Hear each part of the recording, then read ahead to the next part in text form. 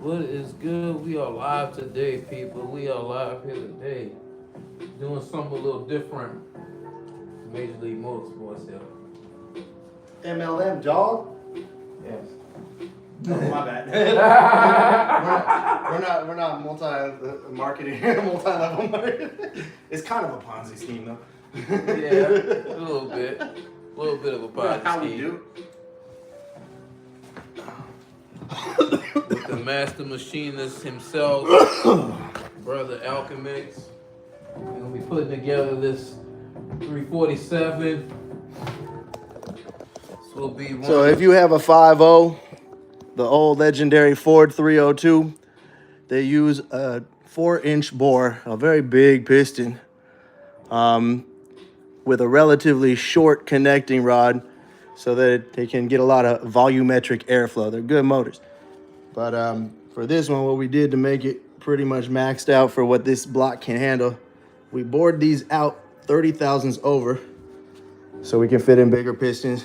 And then we changed the connecting rods and the crankshaft so that it moves the piston higher and lower inside of the cylinder to create a lot more compression. This is gonna be, it started out as a 302, it's gonna be a 347 after we complete this rebuild here. Yeah, it is definitely gonna be a serious build. Plan on bringing my big setup next time. Yeah, with my laptop and all of my cameras. That way we can run everything off my laptop. it's nice having that like hub main system. Cause dude, the laptop has 64 gigabytes of RAM. Nice. Cause I knew I was gonna have to run. I knew I was gonna have to run a lot of camera angles, but I can set it up to where it can stream from multiple platforms. But my YouTube people, y'all getting something exclusive because y'all are the exclusive crowd. Well, not the exclusive crowd, but you know, I love y'all. It's where I first started. I love you too. It's where the dream and ideas first started is with YouTube. When did you first start MLS? Back in 2010. Dang it. Yeah. When I started it was actually MLR, Major League Racing.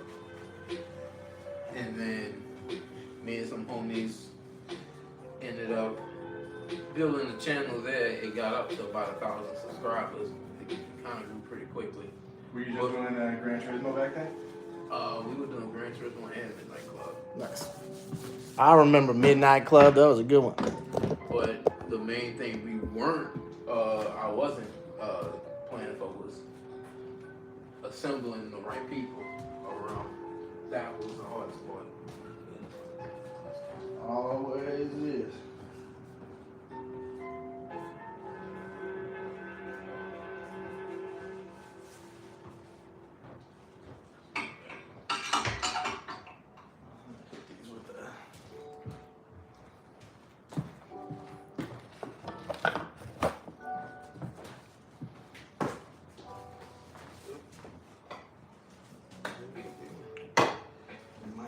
Stanky, man. We're trying some ventilation. Yeah, with all this brake cleaning that's about to go around. I want to get hot. No, I'm just kidding. Don't do that shit. I've been losing brain cells in shops since I was 16.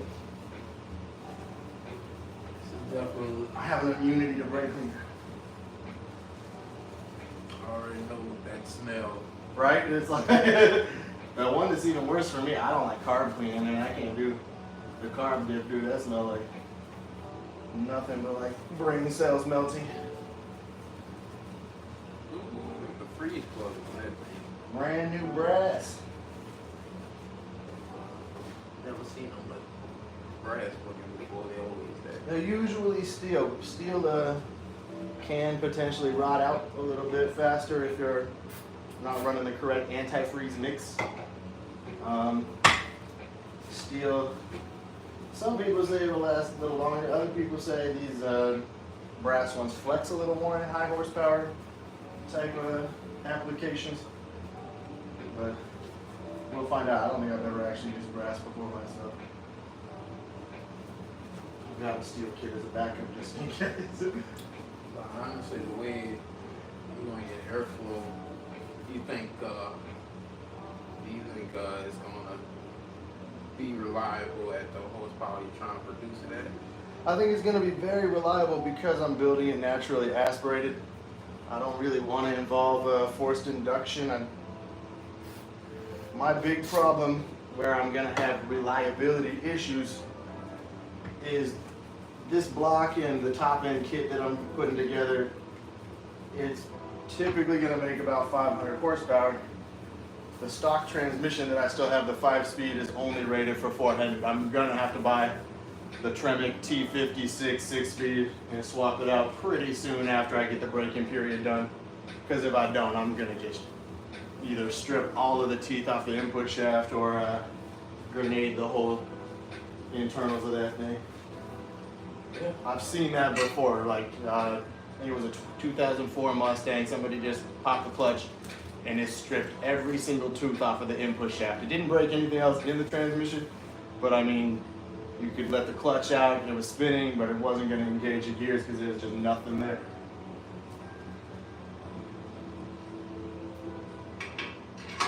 So this is going in my 1995 Mustang. They are notorious in the racing community, mostly because typical Mustang owners are fucking idiots. Yeah, most are. Mustangs are not the greatest car. I'm not going to defend the chassis or nothing. But the average Mustang owner, unfortunately, lives up to their stereotype. I've done a ton of modifications. I re-engineered the steering geometry, the suspension, everything, to try and give me the most turning angle as possible. I do like to drift this car. It's kind of a mild drag and drift. I'd still like to drive them on the street though. I don't like any car that just sits in the garage and is put on a trailer to go to the track and stuff. I don't like that. Yep. Oh yeah.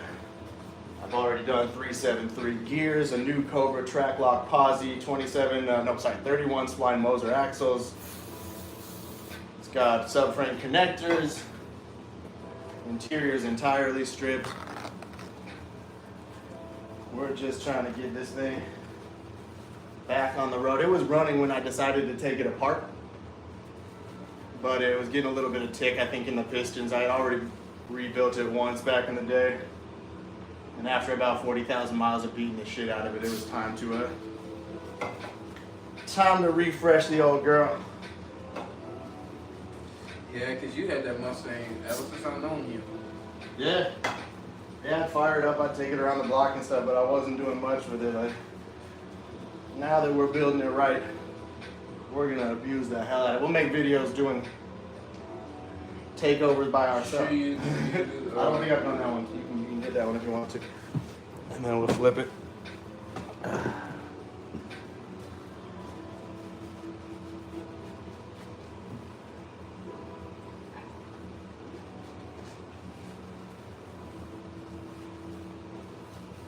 Doing this with low lit Blu-rays would probably be preferable, but realistically, a little bit of fiber is not going to cause much trouble here. That's right. I thought I remember us having trouble with it. I'm going to need you to lift up on the end of the block a little bit just so we can... Oh, yeah. Once we get it past that bolt, it's going to swing faster, so we want to be easy with it.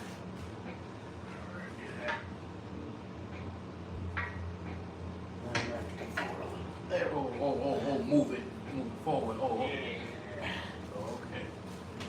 Yeah. That's it. I thought you had. I thought I set it up like in that by the hole right there for that.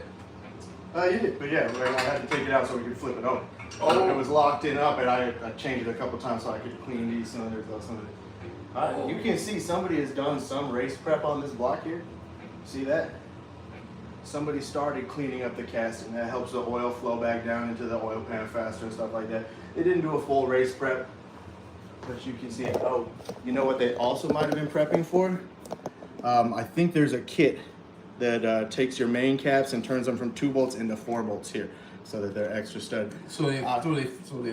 I think they were prepping for that. I bought this block from a kid in Olympia because it was in his grandma's 94 Mustang and only had 38,000 original miles when she got hit in the quarter panel and totaled the car. So he was saving it, trying to put it into like some old 70s Maverick or something like that. But since it's already the same engine code as what was in my engine, in my car originally, this is an excellent option for this type of boring stroke. Man, those came in the Exploder. So they had the 5.0s and the Exploder was an option in that, and the Mercury Mercury Mountaineer. The Mountaineer until 2001. If you want to get the latest block 5.0 that you can possibly get, find one in a Mercury Mountaineer or the Ford Explorer. They also came with better heads, the GT40Ps and the GT40 upper and lower intake, which you can just take those parts off of the Mountaineer or the Explorer, put it on your stock 5.0, and you'll get about 40 horsepower. These engines were not terribly high horsepower for when they were released. I think they were only making about 220 horsepower at the crank. It was not very impressive. Yeah, a little minor juice, A little bit of minor magic nonization. sauce. Yeah, it'd probably do some justice.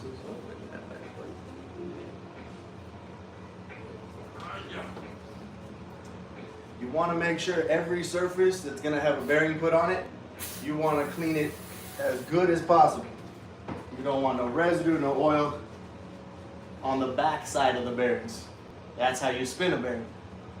You do want to go ahead and make sure that inside of the bearing, once it's placed in there, is lubricated before you drop in any rotating parts. So, yeah, most of it here. You could also, those caps, we got to clean the insides of those too.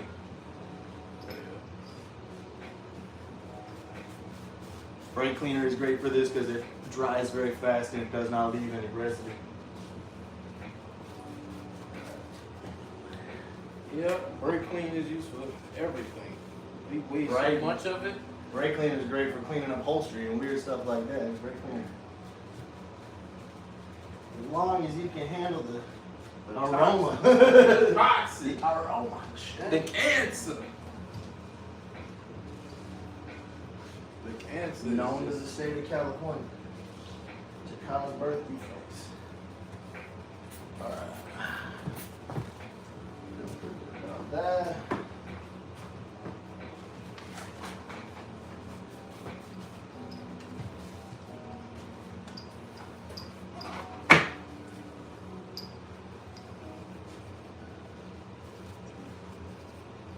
Really 90% of this is just trying to make sure everything is done as clean as possible, make sure every torque is done correct. They have special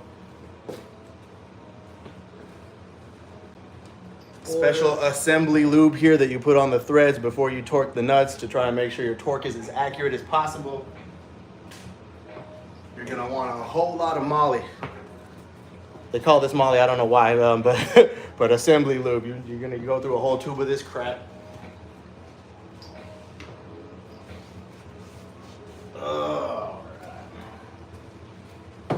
There's some people in here.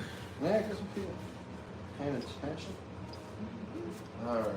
Man, these the cats we took off.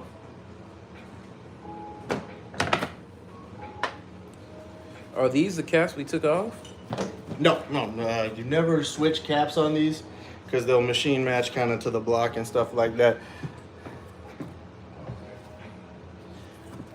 Pay very close attention. You can see there's a little, we call it a tang, a little detent or something right there.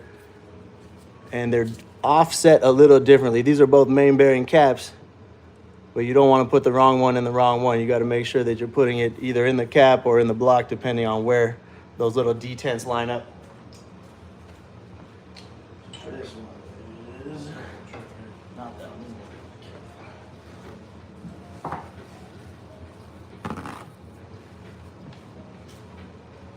that was looking pretty good.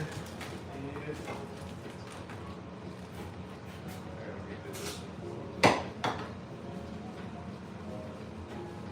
know we got one can. I don't want to use it. What's that? So I know we got one can. I just don't want to use it. That shouldn't be too bad. I mean, just tiny little spritz is all you need to clear any residue off of it. But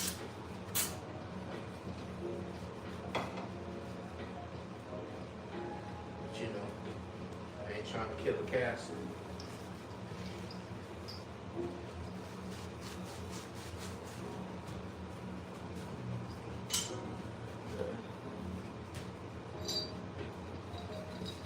Something I noticed on this main cap had me a little concerned. I don't know if you can see it, but right there in the casting, there's a bit of a defect, it looks like. But luckily, as far as I can tell, that's going to be on the outside. This is where the oil pan gasket seals. I don't think it's going to structurally be any sort of issue here.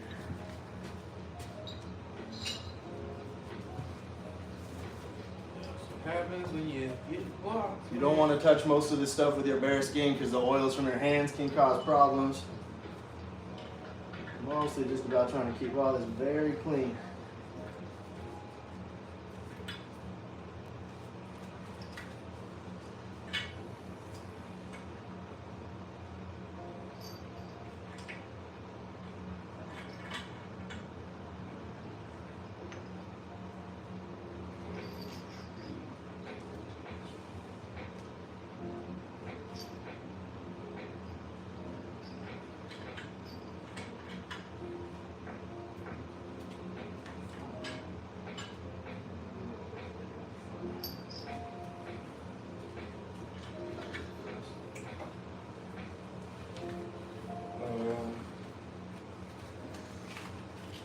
I think you looked out and probably got another bulb, right? Another what? Bulb.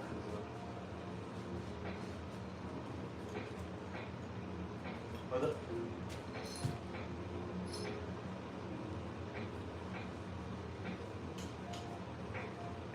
Something like that hit on that motherfucker.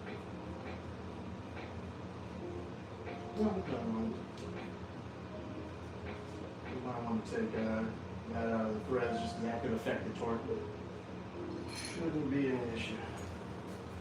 Should I take the bolts out and clean those too? Eventually we'll have to, yeah. I can get you a little brass brush. Give me a minute on that one.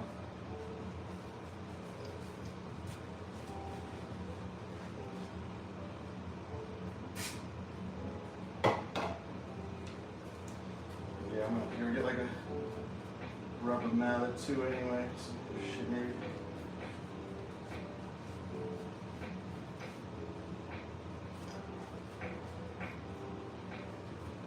How many other rubber mallet? Oh, these are at work. Yeah. We're gonna start a GoFundMe to get Earl a real drift car. Yeah, we need y'all to donate. We're gonna we're gonna get him a 1986 280s 200 SX. Shh.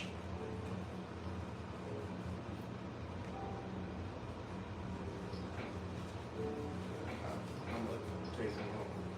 Yeah. Scraped out and then.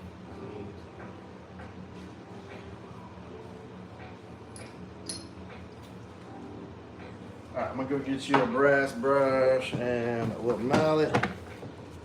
Swap the gloves so they don't start getting crap in there.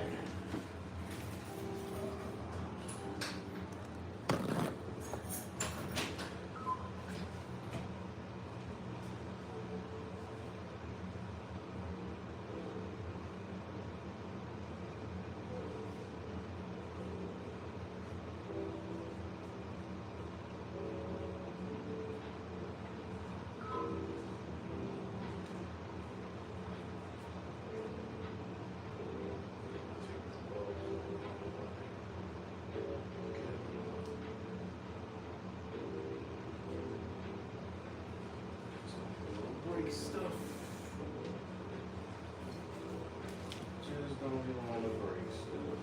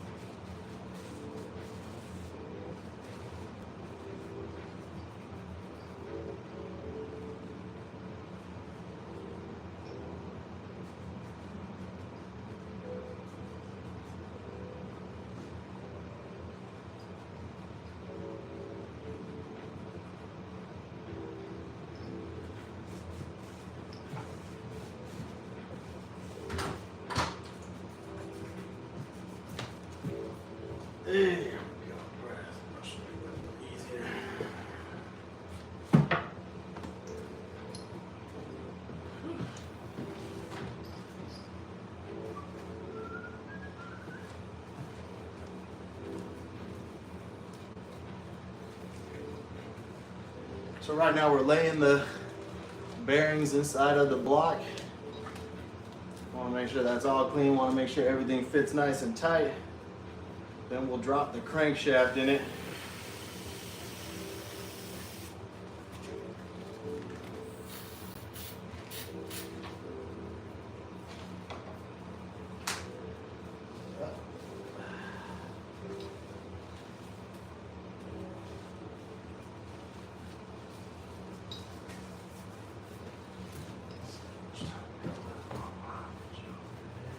About 25 minutes. Remind me. About 4:40, 4:45. Swap out my SD card. All right, I got you. Yo, this gunk on here. Use the steel brush up there. Do it over the trash can. Oh, yeah, I'm about to say, I don't know if you want me to tell that all.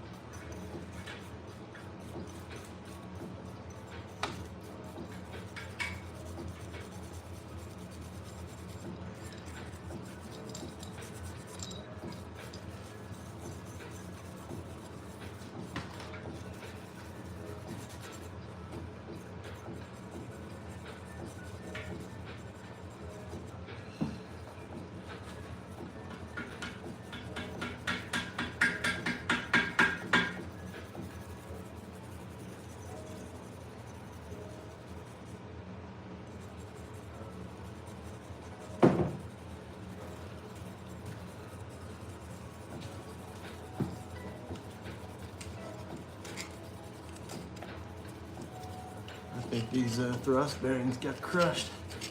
Really? Yep. I'm not worried about this.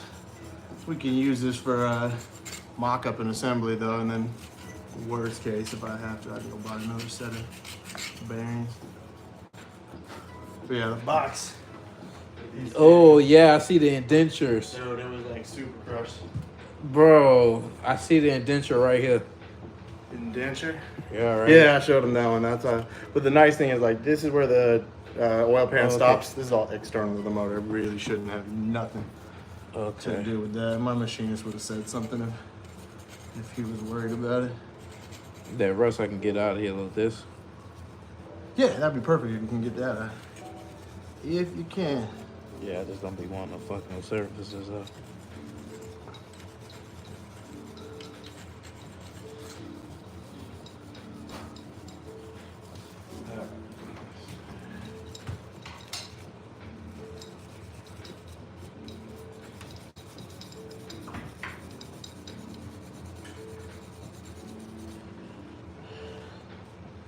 Yep, got that shit off.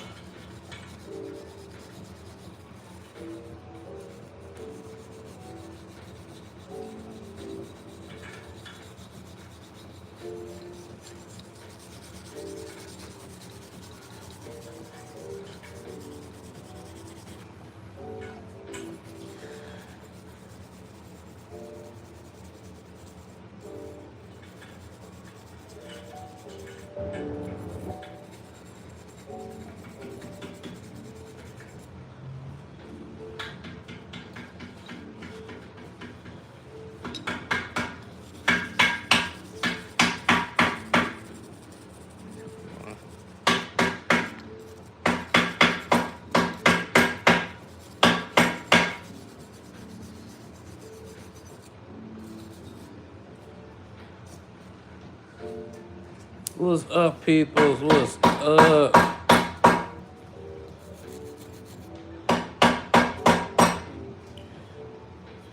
Yeah, I can hit this mountain surface with the wire brush too. There's a little bit of stuff in there. Probably get pull the bolts out. Hit them. Yeah, don't hit this too much, but everything else. Okay.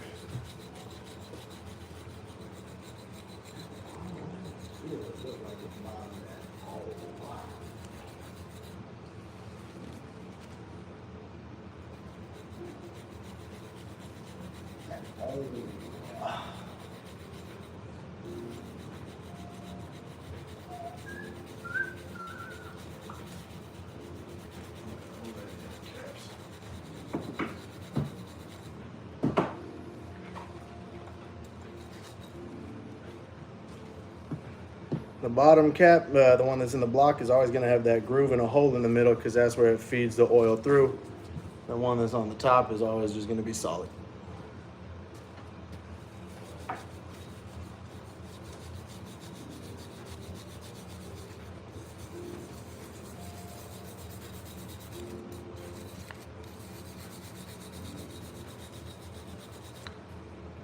Fuck it.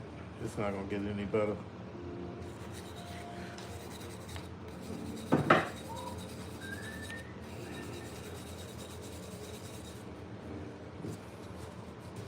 Yeah.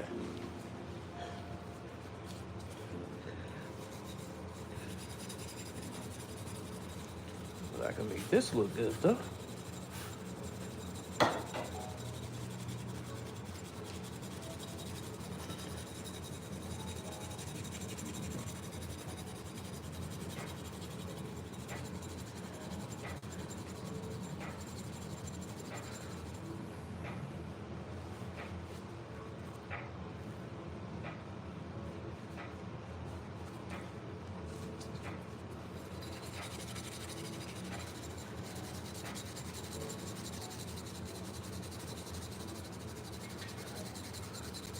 Appreciate everybody for staying tuned in. Make sure you guys like the stream, especially if you're new to the channel. It'd be greatly appreciated if you guys are able to hit that like button.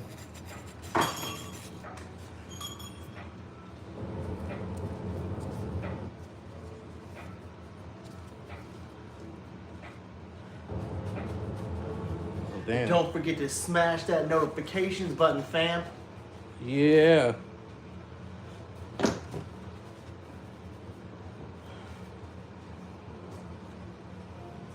Yeah, looking good, man.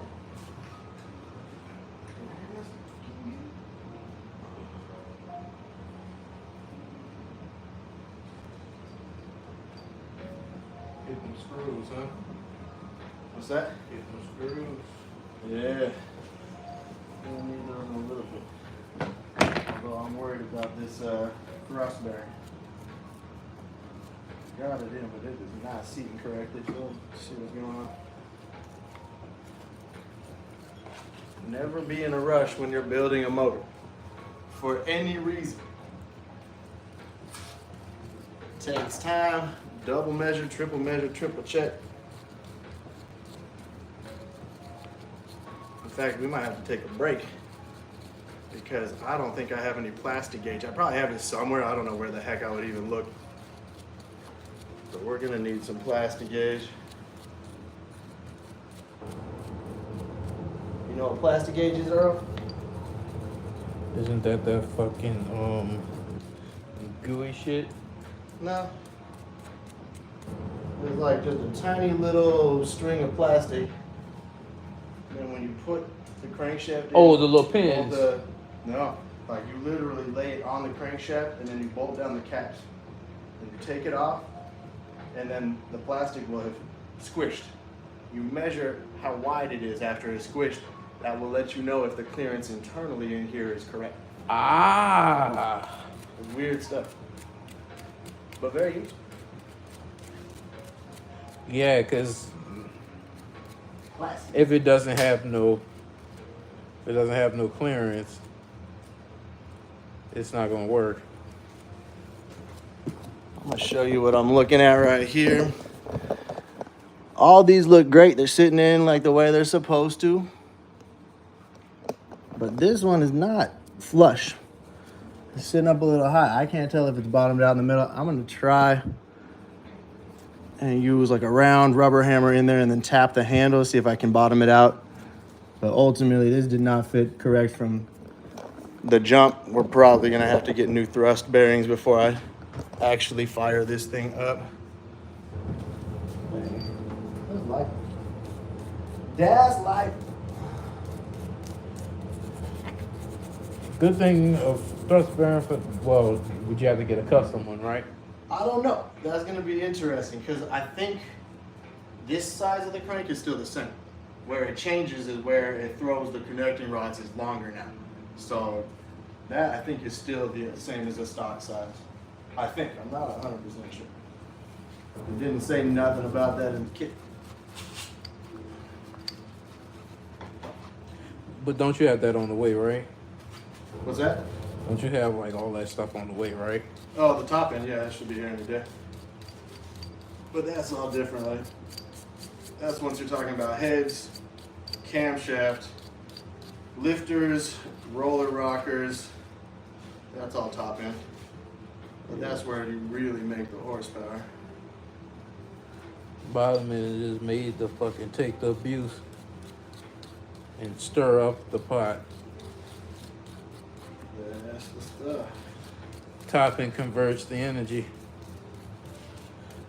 That's where it get nasty.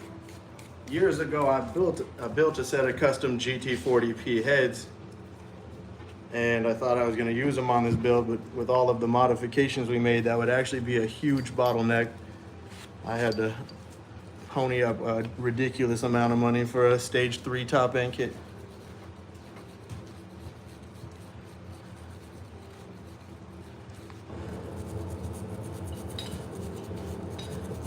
GT40 hit straight from that fucking from that 5.7.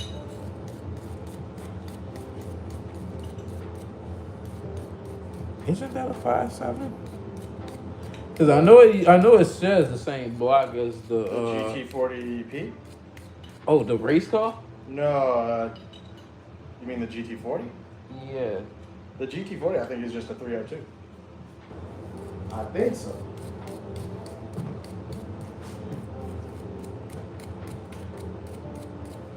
Because it has the same V8 as the Ford Lightning.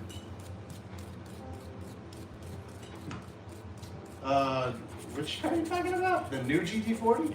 No, how new? Because the one I'm talking about, the one that came out in the early 2000s. I mean, that's pretty much the only one. They only did that limited run, like, Then, but I don't know. Honestly, I thought that was still some other type of block, but maybe I'm confused. nah, I was about to say, I know the head is another. Yeah, I don't know if it has something to do with the cap or the block, but these thrust washers, they were not crushed like I thought they were. They're just absolutely not correct. Like, I forced the other one in. If I force this one in, it's going to be just the same thing. It is not actually going to sit flush, as far as I can tell. So that's something we'll have to Revisit. Yeah, it's one of those things you got to be ready for building engines. You're going to do a lot of back and forth to the parts store. You're going to be dealing with a lot of nerds that don't have a clue what you're talking about, because once it's beyond a thermostat or a water pump, they're useless. But that's all part of the experience.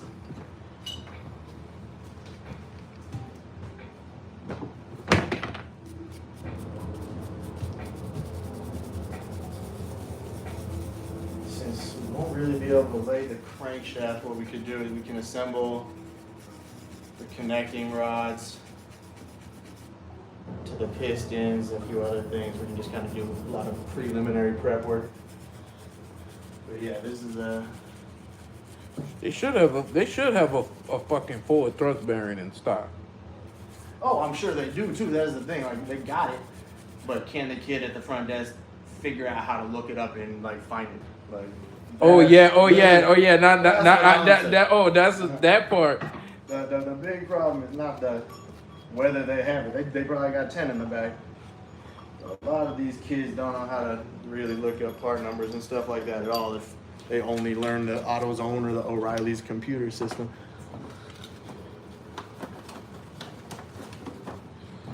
Shoot, we're gonna have to bring that thrust bearing with us. Yeah, we'll probably just bring the main cap. If it fits the main cap, then we're good. There's something absolutely incorrect about this. And we ain't playing no games with this one. Yeah, it's gotta do work.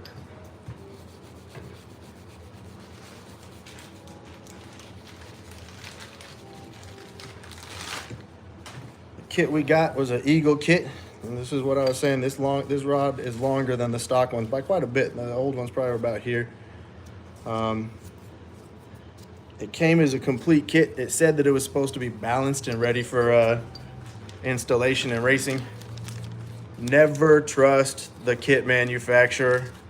I sent it out to have my guy balance it. He took 29 grams out of the crankshaft. They were saying like everything was within 2 grams. A really good machinist can get you down to a 0 gram balance. Like, that's gonna let you rev to high RPM safely.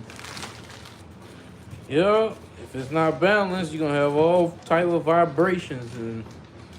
You might chuck a rod out the side of the block. Yeah. It's all fun and games till you chuck a rod out the side of the block. I remember when I saw a piston fly out the hood of a fucking car one time when it was launching.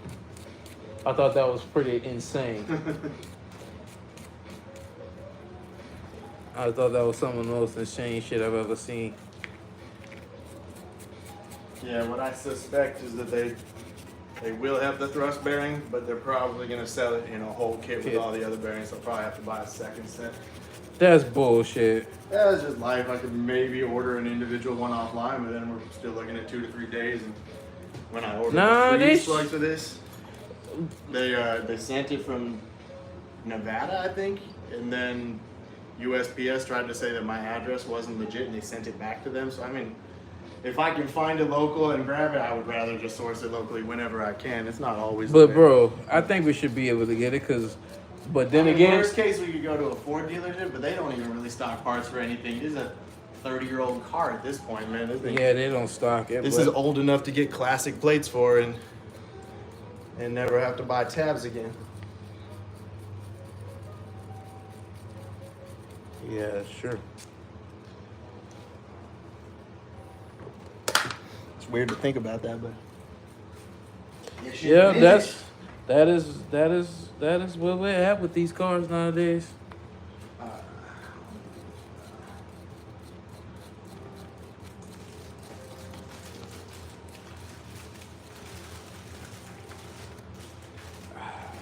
I hate that dryness on it. What dryness? I don't worry too much about that because all that's going to be inside of the cap. Like the threads is what we really need to clean out best as we can, and we'll put a thin coat of oil on it. They actually recommend that you tap the threads in the block to try and clean out like any gunk in there too. Basically, you want to make sure your torque is like perfectly accurate.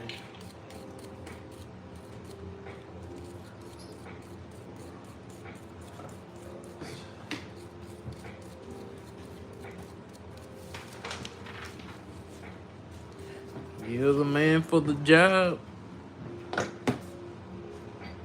Beautiful, beautiful. Man, you in the big ass fire.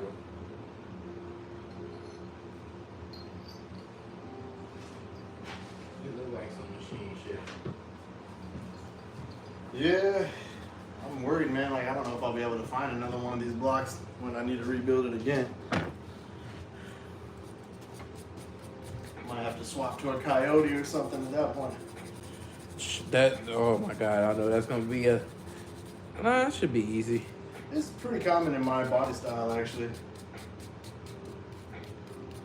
I think they actually make like kits and stuff to even like swap the motor mounts, all that crap.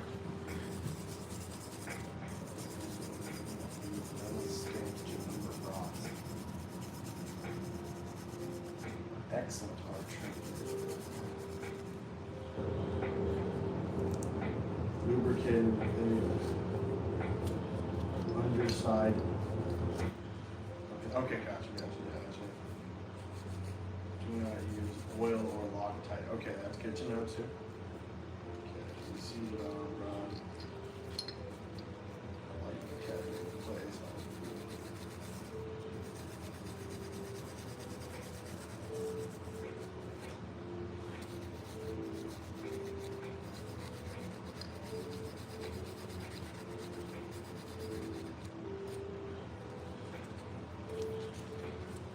Breathe.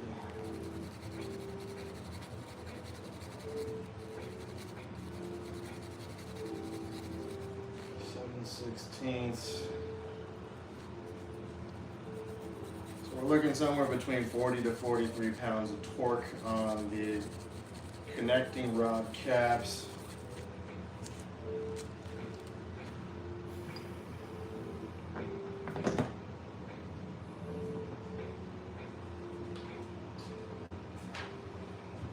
Go.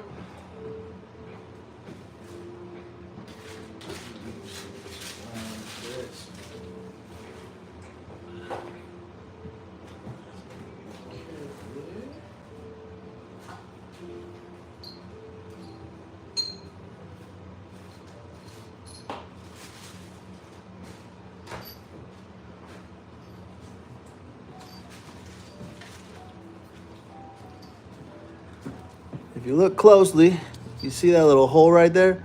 That wasn't there when I bought it. You can see they're a little bit different, the sizes on each side.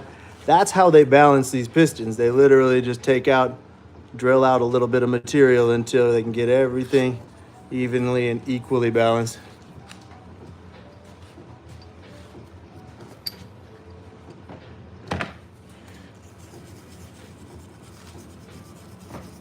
That's new.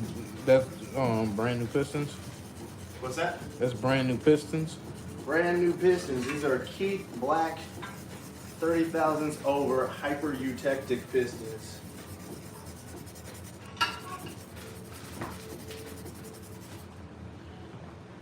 So don't fuck with me next week's pistons. Forged pistons are great. Most people run forged in racing motors. I like hyper eutectic because they're much better for daily drivers. When you run forged pistons, they bore it out bigger. There's a lot more clearance between the piston and the cylinder wall. And if you try and hop in a forged piston vehicle and just go race down the street, you're liable to do some damage. Since I like to drive this on the street, hyper eutectics are an excellent in-between cast and a forged option.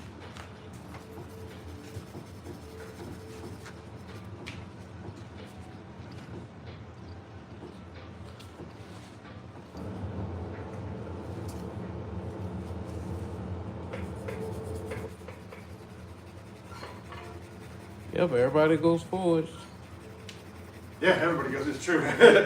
And there's so many people just hear stuff from their friends in the racing community and just assume they have to do all the research and then do some more research and then ask people who own the same vehicles and stuff like that. And personally, like, again, once you're in the forged territory, that's typically a vehicle you're gonna have to put on a trailer, take to the racetrack. You get to drive it for a few 15-second passes, and then you come back home and it sits in the garage for the rest of the year. Like, I don't want no vehicle like that. Trailer Queen. Yes, sir. Hate trailer queens. As accurate as modern day manufacturing is, there is always variance. So right now, all I'm doing is checking to make sure all 8 of these pistons actually fit in the cylinders. It's not uncommon to have one that's 2 thousandths over. You got to take it back to the machine shop and say, hey, can you hone this out just a little more?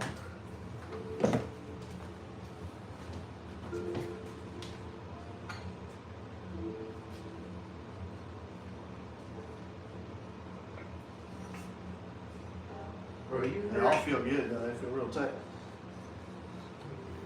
Bro, you know the weirdest shit I've heard in a long time? What's that? That fucking, you ever seen that TikTok or that video of that freaking voice people be playing with that damn cat? A voice? Nah, not a voice. It's like a song with a cat. Just For the cat? it's howling in the background. It's making some weird ass noise. Oh, you talking about meow, meow, meow, meow.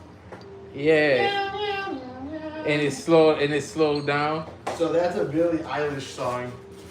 It's kind of an emo song, I guess. And they just put a cat in there because most cat people, you know, are emo. You know? If you own a cat, chances are you're emotional because your cat doesn't cause you so much emotional damage. You want an animal that hates you unless you're actively feeding him. Get a cat. Dude, all these pistons feel real good. I feel good about that.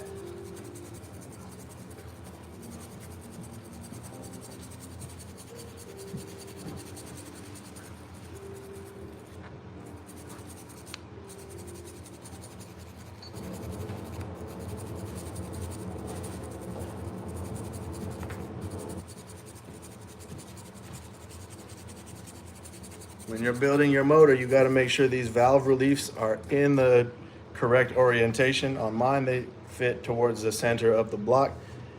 And that means when you attach the connecting rods and everything, you got to actually think which hole is this going in, because you're going to need 4 this way, you're going to need 4 the other way. You don't want to get a mismatch.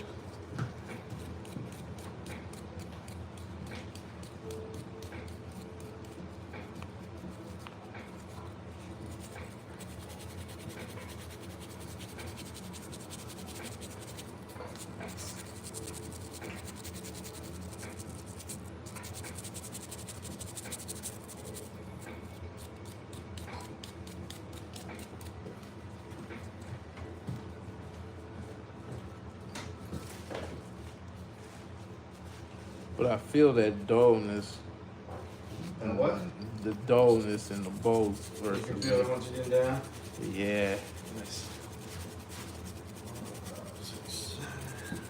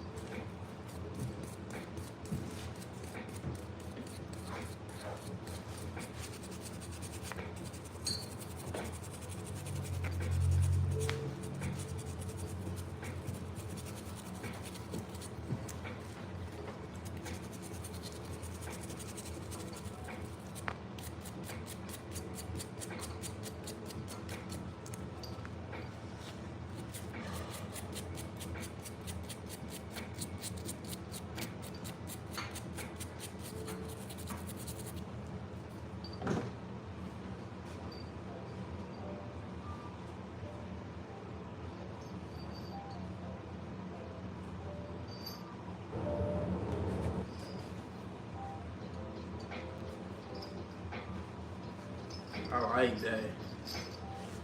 That is pretty chill.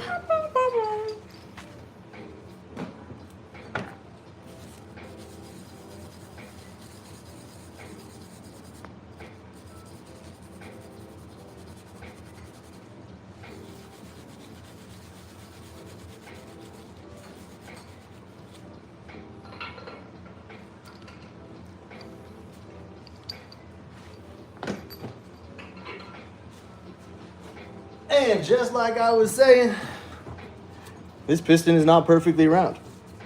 Right here at the bottom, it's spread. I can actually visually see that this piston is not going to fit in a hole. I don't know whether I'm going to try and harass Eagle, the company that sold it to me, Keith Black, the manufacturers of the pistons, or what. But personally, I would rather not install this piston in my block because the top is a smaller concentric circle than the bottom, and that's right off the bat going to cause all sorts of problems. It's always got to be one damn fucking piston. I asked my machine shop guy too, I'm like, do you want all of the pistons? And then you can assign which pistons go in which hole. He's like, oh no, those Keith Blacks are good pistons. They'll be the same. That's Never trust nobody. Yep, that's the only one. All the others, plug and play. it doesn't fit any cylinder. I tried a few, I'll try the other 4, but it was exactly the same on all of them. It was very clear that and the problem is we don't want to try and fix this. It's got a special anti-wear coating on the side. If we did anything to try and collapse this back in, most likely we're just making it less round. And everything we want to be perfectly round. Like, that's fun.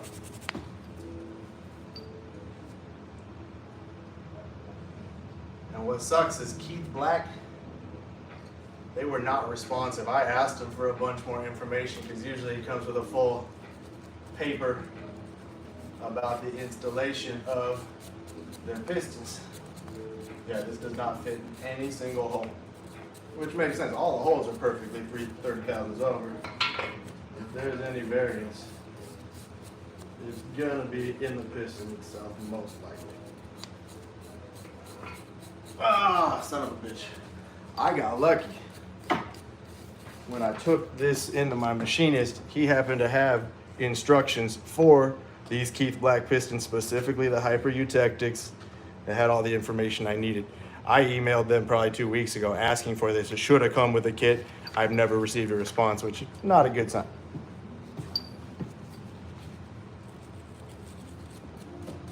All right. We know that's a problem child right there. What about the other one? This is exactly how engine builds go too. You do everything in your power to have everything ready to go. And then immediately between the bearing, the main cap bearing, and the piston, we're already pretty much dead in the water. We didn't take off yet. That's how we do it. Hey, I didn't bring the cameras over to get it on TikTok, but hey, this is a cool intro. Yeah, at least, and like, honestly, like, if we're able to say, hey, for the next couple of days, we're going to be focusing on this and stuff, like, usually they'll be showing up after a few consistent streams. Let's see, do I have anything left on this SD card? I can't tell. Oh,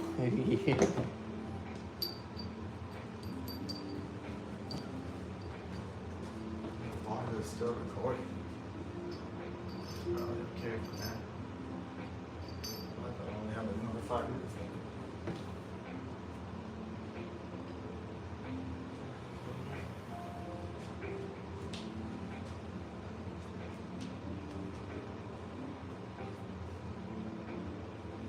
gotta get Buddy Dodge out at some point. Oh, Dodger. Ew.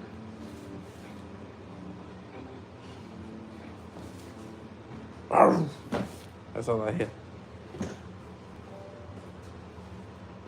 That motherfucker got a healthy ass bark. What? He got a healthy ass bark. Yeah. Yeah. Getting a deep bark now. Oh, bro, he sparked on a couple times on the street.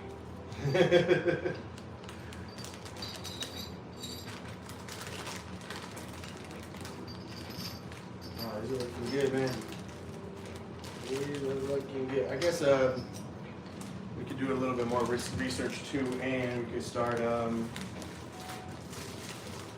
because this is going to be tedious as hell too. Piston rings. So you probably gonna have to cut one cylinder, open up a little bit more. Cut what? Oh, these are designed for file fit. So what we basically would do is we put them inside the cylinder. Yeah, let's flip it back up again.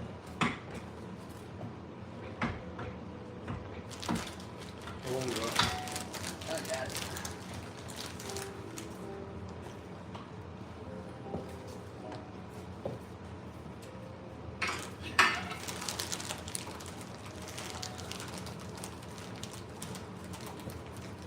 Go ahead and put it in the cylinder if it will fit. I believe these rings were actually for a GMC. Shit. Now, once we're inside of there like so, feeler gauges. Now, according to what the paperwork says, we want 4 thousandths for every inch of bore. This is a 4-inch bore. That's going to put us roughly, plus it's actually 4.03, which would put us at Time for truly aspirated 6. Sorry, here, what did it say? So top ring bore is bore times gap factor, see back page for specific gap. So example, 4.030, which is exactly what we have, times 0.0065. That's going to mean our end gap should be minimum end gap 0.26. 0.26. 2. Oh, yeah. Yep. Now, if we're not able to fit it in that gap, which I'm not, as you can see there, I'm just gonna have to use, I brought those files out, and just file it a tiny bit until we can't fit that in. Let me show you what we're doing over here for the few that are hanging in there. So this is the top compression ring. According to the installation guide that we have, we want an end gap of 0.026, which is exactly what this is. You can see with it just lightly installed in the cylinder alone, we cannot fit that in there. So it's pretty simple. These are called file to fit.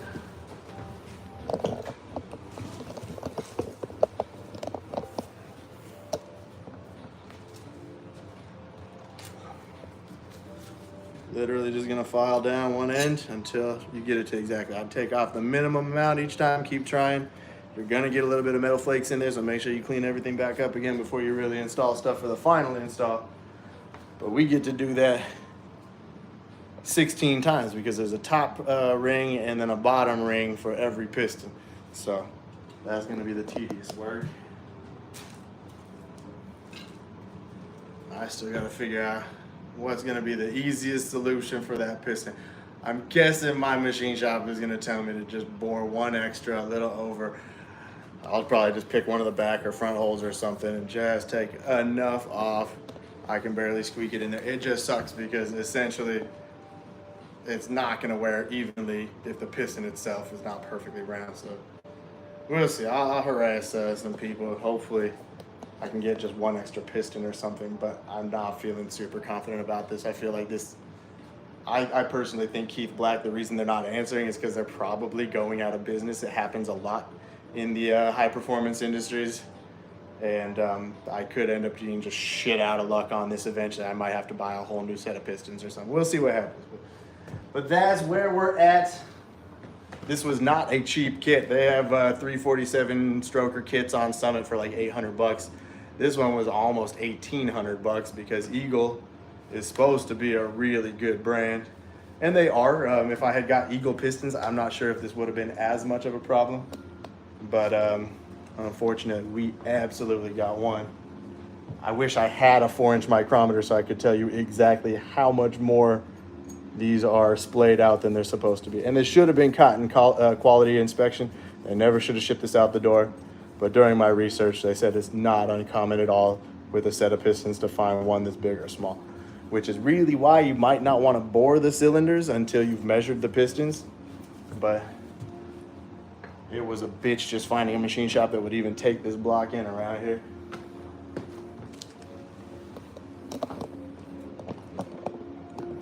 All right, my SD card is up.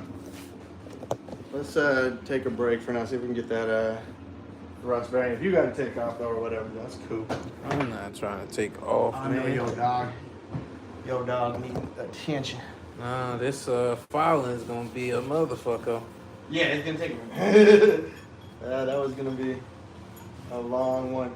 I was hoping that we could have the crank in, just because once the crank in, we could attach a piston or something, you know, actually like crank it over, make sure everything's running smooth. But really, without that correct main cap bearing, we can't even put the crank